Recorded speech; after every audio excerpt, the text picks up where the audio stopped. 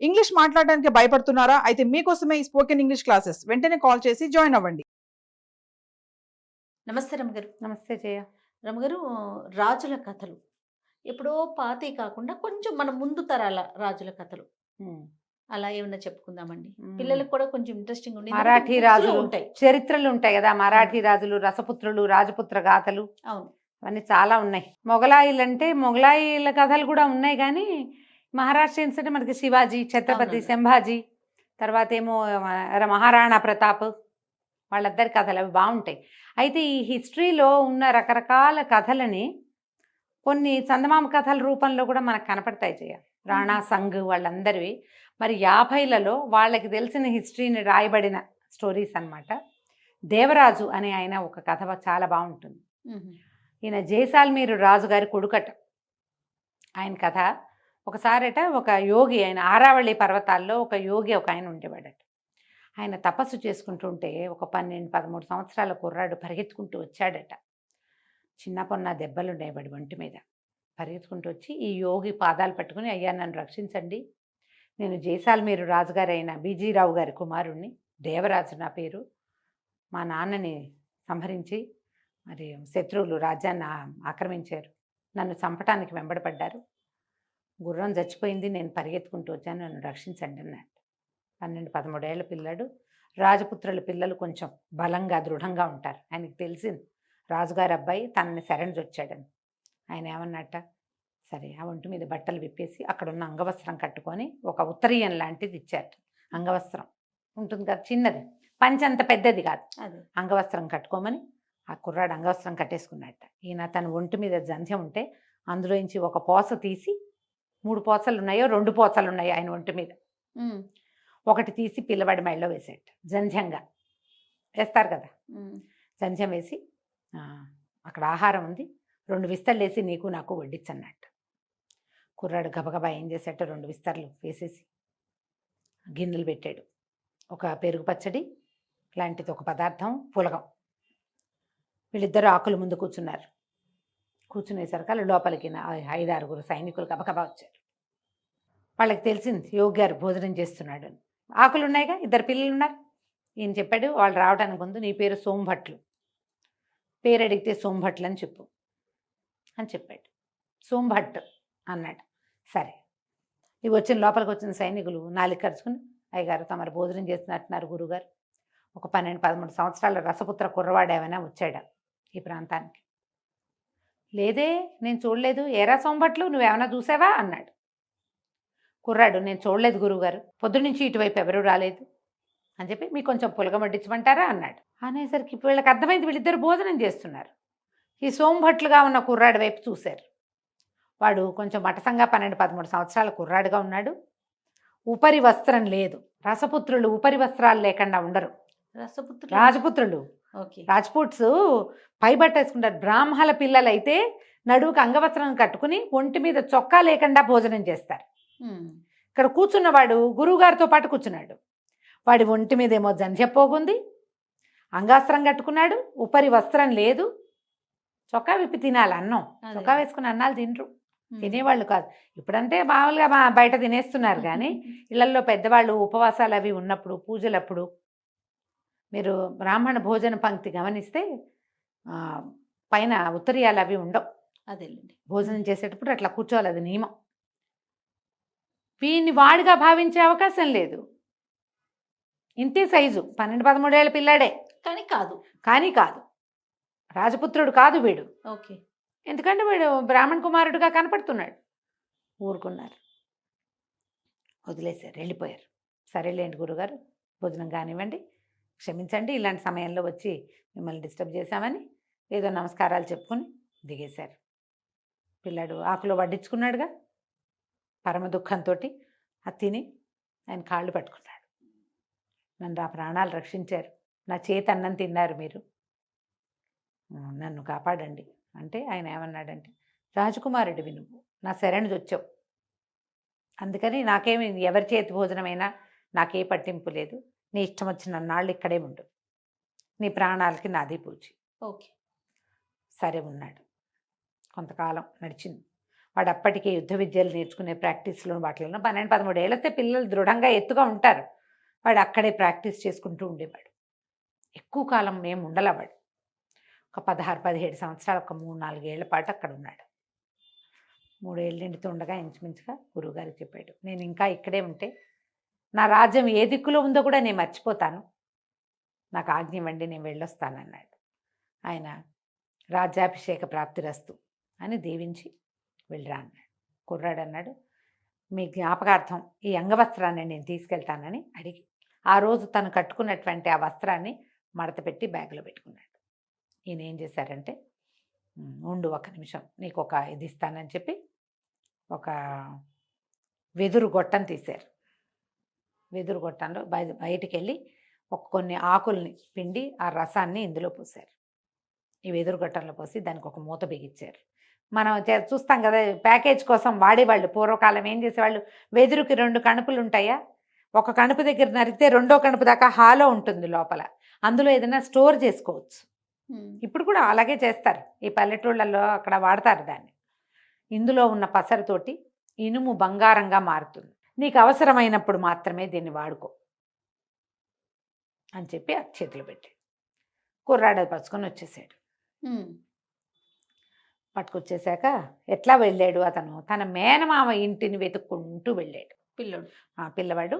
అక్కడ ఇంకొక రాజ్యంలో జైసాల్మీర్కి ఎడం వైపుగా ఉన్నటువంటి ఒక చిన్న రాజ్యం మేనమామది, అక్కడికి వెళ్ళాడు. తన తల్లి అప్పటికే ఈ శత్రువుల బారి నుంచి తప్పించుకుని తన అన్నదమ్ముడి ఇంటికి చేరిపోయింది. కుర్రాడు అక్కడికి చేరలేదని వాళ్ళ శత్రువులు తెలుసుకున్నారు, కానీ అతని మీదకి యుద్ధానికి వెళ్ళే ఉద్దేశం లేదు. ఆవిడ కుమారుడి కోసం వేచి ఉండి అన్న దగ్గరే ఉంది. కొడుకుని చూసి కావలించుకుంది, నాయన వచ్చావురా అని ఉప్పు తీసి దిగదొడిచిపోసి పిల్లాడిని లోపల తీసుకెళ్ళింది. ఆహారం పెట్టింది. ఇన్ని రోజులు అడవిలో గురువుగారి దగ్గర ఏదో వాడే వండుకుంటూ తింటూ ఉన్నాడు. బలవర్తక ఆహారం పెట్టారు. అయితే ఇతను అడిగాడు, మామయ్య నాకు ఏదైనా కొంత స్థలం ఇవ్వు, నేను ఏదైనా చిన్న కోట కట్టుకుంటాను, నాది నేను నా రాజ్యాన్ని సంపాదించుకోవడానికి ప్రయత్నం చేస్తానన్నాడు. వాళ్ళ మేనమామ విసుక్కున్నాడు. భీమరాజు ఆయన పేరు. ఆయన ఏమన్నాడంటే, స్థలం లేదు గిలం లేదు, నువ్వు ఉన్నావు, నీకు అన్నం పెట్టావు అంతే, నీకు నేనేం చేయలేను, నా వల్ల అవ్వదు, అవంతా నాతోటి కాదు, నువ్వు వచ్చి ఇక్కడ ఉంటానంటే నువ్వు ఉన్న నాళ్ళు తిండి తిండండి నువ్వు మేమ, కానీ నేను స్థలాలు ఇవ్వను అన్నాడు. అంటే ఏమైంది, అంతలో ఏమైంది, ఒక గొడారి వాడు వచ్చాడట. అంటే అదే మన చెప్పులు అవి కుట్టేవాళ్ళు, వాడు ఒక ఎద్దు చర్మాన్ని తీసుకొచ్చి ఇచ్చాడు ఈయనకి. కుర్రాడు అడిగాడు, దేవరాజు ఈ అబ్బాయి పేరు, ఈ రాజుగారి అబ్బాయి, ఎంతో వద్దు, ఈ ఎద్దు చర్మం పట్టేంత స్థలం ఇవ్వు చాలు నాకు అని అడిగాడు. ఎద్దు చర్మం ఎంత ఉంటుంది, ఎద్దుని ఒలిస్తే మాత్రం అది ఎంత అవుతుంది? సరే, ఈయన ఏం చేశాడు, ఒక దూరంగా ఉన్న ఒక ఇసుక పర్రని చూపించాడు. ఆ ఇసుక పర్ర మీద ఈ ఎద్దు చర్మం పట్టేంత స్థలం తీసుకో, ఏం చేసుకుంటావో చేసుకో అన్నాడు. అనేసరికల్లా కుర్రాడు ఎద్దు చర్మం తీసుకున్నాడు చేతితోటి. ఎద్దు చర్మాన్ని కూడా ఇచ్చేశారు, ఇది పట్టాలి కదా అక్కడ. సరే, కుర్రాడు ఏం చేశాడు, వాళ్ళ అమ్మంది ఊరే ఎద్దు చర్మం పట్టేందంటే, ఎంతరా 10 అడుగులు రాదురా నాయన అంటే నవ్వాడు. నేను చెప్తానమ్మా దాని సంగతి నీకని సన్నటి కత్తి తీసుకుని ఎద్దు చర్మాన్ని పీలికలుగా చీరేశాడు. ఆ పీలికలన్నీ ఒకదానికొకటి ముడేసి దాన్ని ఎంత పెద్ద తాడుని చేశాడో వాడు. ఆ తాడుతోటి ఒక స్థలానికి ఇది కట్టి, ఈ స్థలం నాది అని చెప్పాడు. ఊరిని మేనమామ ఆశ్చర్యపోయాడు. ఏమిట్రా ఇంత స్థలం కొట్టేస్తావా అన్నాడు. ఇంత స్థలం కొట్టేస్తావా నీ తెలివితేటలతోటి అంటే, బావయ్య ఇది ఒట్టి ఇసుకపర్రే కదా, ఇది ఒట్టి ఇసుకపర్ర, నీకేం ఉపయోగం లేదు, చెట్టు చేమాలేవి ఇందులో, పొలం పండదు, నువ్వు ఉంచుకుంటే ఏమిటి, నాకు ఇస్తే ఏమిటి, అంతేగా ఆనంగానే సరే సర్దుకున్నాడు. సరేలే అన్నాడు. ఇందులో ఏం కడతావో ఏం చేస్తావో చేసుకోమన్నాడు. ఈ కుర్రాడు ఏం చేశాడంటే, మేనమామ ఇంటి నుంచి కొన్ని వస్తువులు అడిగాడు. కన్స్ట్రక్షన్కి ఓ పలుగు పార అవి కావాలంటే, అలాగేనని పలుగు పార అవన్నీ స్త్రీధనంగా మీ అమ్మకి ఇస్తున్నాను అన్నాడు ఆయన. ఓహో. కుర్రాడు ఏం చేశాడు, పలుగు పార కొన్ని పలుగులు అవి పట్టుకుని ఇసుక పార దగ్గరికి వెళ్ళి, గురువుగారు ఇచ్చారు కదా ఒక చిన్న దాంట్లో పసరు, ఆ పసరుని ఆ ఇనప దాని మీద పోస్తే అది బంగారుగా మారింది. పరుసవేది విద్య ఆ గురువుకి అది ఉన్నది. ఆరావళి పర్వతాల్లో ఉన్న గురువు గారికి స్వర్ణ విద్య ఉంది. అబ్బా. ఆయన ఈ రాజపుత్రపు కుర్రవాడు తన దగ్గర 4 సంవత్సరాలు తలదాచుకున్న వాడికి తన విద్యలో ఒక అవకాశాన్ని ఇచ్చాడు. వీడ ఈ ఇనప వాటిని బంగారంగా మార్చి, బంగారాన్ని డబ్బుగా మార్చి అక్కడ ఒక పెద్ద కోట కట్టడం మొదలుపెట్టాడు. కోట మొత్తం తయారైంది. మరి డబ్బులు ఆ, ఎంతమందినో తీసుకొచ్చాడు. వాళ్ళ వీర చాలామంది అయ్యారు. ఆ వచ్చిన వాళ్ళందరూ చక్కగా ఇక్కడ ఉంటూ మరి అందరికీ డబ్బులు పుడుతున్నాయి. బంగారం వీటి దగ్గర ఉన్నదే గోల్డ్. ఉమ్, ఇక ఆ కోట తయారైంది. ఈ భీమరాజుకి చుట్టాలు పక్కాలు వచ్చి అబ్బా మామయ్య కోట కంటే మేనల్లుడి కోటే పెద్దదిగా అండ మొదలుపెట్టారు. ఓకే. ఇక ఆ ఇతను- కోట కొట్టేయాలి. ఆయన ఏం చేశాడు, సైనికులను తీసుకుని బయలుదేరాడు కోట మీద జమాయించడానికి. అయితే కోట దగ్గరికి వెళ్ళి వీళ్ళు ముట్టడి చేసేసరికి లోపల నుంచి దేవరాజు వాళ్ళ అమ్మగారు వచ్చింది. అదేమిటన్నయ్య భలేవాడివి, వాకిట్లోకి వచ్చి ముట్టడేమిటి, భోజనాలు చేయండి అందరూ, ముందు భోజనానికి రండి అని, మీ కోటని ఇది అని లోపల తీసుకెళ్ళింది. కుర్రాడు అన్నాడు, దేవరాజు మావయ్య నీ స్థలంలో కట్టాను, నా డబ్బు అయితే నీ డబ్బు కదా, నీ స్థలం నాదైంది, నా డబ్బు నీ డబ్బులు కావు, ఓహో. నీదే డబ్బు, శుభ్రంగా భోజనం చేయండి అని అందరికీ భోజనాలు, షడ్రసోపేతమైన అద్భుతమైన భోజనం పెట్టాడు. యుద్ధం కోసం వస్తే వచ్చిన సైనికులందరికీ భోజనం పెట్టారు. అందరూ భోజనాలు అయిపోయాక ఎవరి పై వస్త్రాలు వాళ్ళు భుజాల మీద వేసుకునే ఉంటాయి, అవి తీసుకోవడానికి వస్తే అందరికీ కొత్త బట్టలు పెట్టున్నాయి. అక్కడ ఆ బట్టలు తీయబోతుంటే వస్త్రం ఎంత బరువు ఉంటుంది, అన్ని బరువుగా ఉన్నాయి. ఏమిటి బరువుగా ఉన్నాయి అంటే ప్రతి వస్త్రానికి చెంగున 100 నాణేలు, బంగారు నాణేలు మూటగట్టున్నాయి. అబ్బా, అబ్బా. వాళ్ళు ఆశ్చర్యపోయారు, ఇదేమిటి ఇంత డబ్బు ఇస్తారంటే, మీకే రేపు మనం జైసాల్మీర్ మీద యుద్ధానికి వెళ్ళబోతున్నాం, దానికి మీకు జీతం ఇచ్చానన్నాడు. వీళ్ళు తెల్లబోయారు, మాకు 10 నాణేలే మా జీతం, నువ్వు 100 నాణేలు ఇచ్చావు, ఇవాళ నుంచి మీ జీతం పెరిగింది, మీరు భీమరాజు దగ్గర సైనికులు కాదు, జైసాల్మీర్ మీదకి యుద్ధానికి వెళ్ళబోయే సైనికులు, మీకు జీతం దానికి తగినట్టు ఉండదు, జైసాల్మీర్ మన వశమైతే కోట్లు ఉన్నాయి మనకు అక్కడ అన్నాడు. మొత్తం సైనికులంతా దేవరాజు అయిపోయారు. ఎప్పుడైతే సైనికులు మేము యుద్ధం చేయము నీతోటి, మేము దేవరాజు దగ్గర ఉంటాం అనగానే భీమరాజు అందరినీ పొట్లాడాడు, దుర్మార్గులారా ఇంత పని చేస్తారా, నన్ను మోసం చేస్తారా అంటే సైనికులు తిరుగుబాటు చేసేశారు అతని మీద. మోసం నీదా మాదే, నువ్వు ఎద్దు చర్మానికి సరిపడా ఇదని ఒక ఇసుక పర్రనిచ్చావు బాలుడికి, 18 సంవత్సరాల కుర్రవాడికి నువ్వు ఇచ్చింది ఒట్టి స్థలం, నువ్వు ₹1 ఇవ్వల. మీ ఇంట్లో ఉన్న నాళ్లే పెట్టావు అన్నం. ఆ తర్వాత కష్టపడి కుర్రాడు దగ్గరుండి తల్లి కొడుకు కోటను కట్టించారు. అతని కోటను జయించడానికి బయలుదేరింది నీది మోసమా మాదే మోసం? మేము సైనికులం, ఎక్కడైనా సరే ఒళ్ళమ్ముకునే వాళ్ళమే, నీకమ్మే బదులు వాడికి అమ్ముతావు, కానీ నువ్వు చేసిన పని ఏమిటి అనగానే ఇంకేం చేస్తాడు, తిరుగుబాటు. నోరు మూసుకుని ఆయన ఇంటికి వెళ్ళిపోయాడు. ఉమ్, దేవరాజు మొత్తం ఆ ఊళ్ళో ఉన్న ప్రతి సైనికుడిని కొన్నాడు. అందరూ కలిసి జైసాల్మీర్ మీద యుద్ధానికి వెళ్ళారు.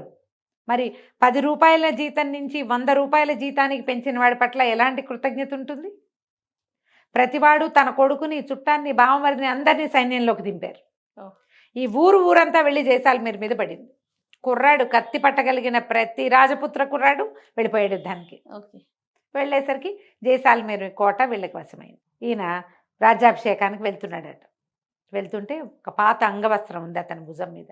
అందరు అడిగారు, ఇదేమిటి, ఇదేదో వస్త్రం వేసుకున్నామంటే, ఇది నా ప్రాణం కాపాడింది ఈ అంగవస్త్రం, ఇది నాతోటే ఉంటుంది అని చెప్పాడు. ఆ తర్వాతట ఎప్పుడు ఎవరు రాజ్యాభిషేకం చేసుకున్నా అంగవస్త్రాన్ని భుజం మీద వేసుకోవటం ఆ రాజ్యపు ఆచారంగా మారిందట. ఈ వస్త్రం ఇతని దగ్గరే ఉంది. తర్వాత అందరూ కూడా ఆయన భుజం మీద అంగవస్త్రం వేసుకున్నవాడు మనం కూడా వేసుకోవాలని ఇంకా అదే మొదలుపెట్టారట. ఇది చందమామలో వచ్చిన కథ, 50s రాయబడింది. చరిత్ర నుంచి తీసుకున్న విషయాన్ని కథలోకి కొంచెం బాగా అనువదించినట్టున్నారు. కంచికి మనం ఇంటికి. నమస్తే రమగారు. నమస్తే.